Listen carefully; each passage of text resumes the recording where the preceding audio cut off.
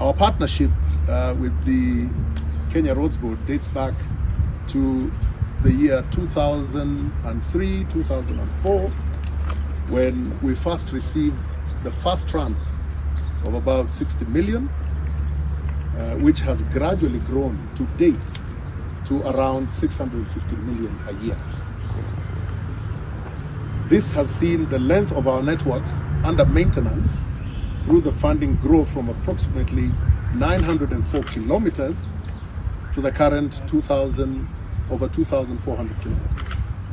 Now, I'd like to take this opportunity to appreciate the contractors who had been competitively procured and effectively executed their contracts as far as the delivery of these vehicles are concerned.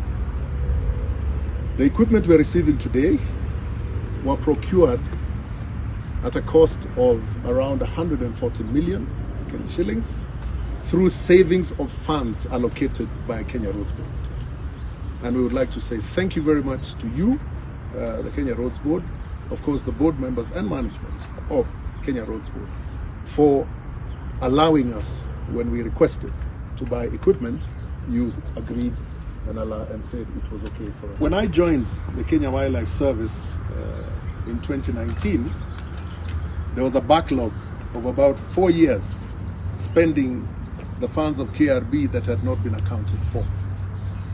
Today, I am happy to report that through the efforts of the Kenya Wildlife Service and Kenya Roads Board teams, the service is up to date with expenditure and reporting.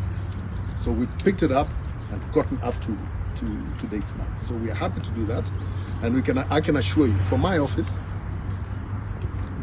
we are not going to go back to backlogs. We're going to make sure we're up to date. When we're done with this year, the reporting shall be done early enough for us to be able to clear for the next financial year.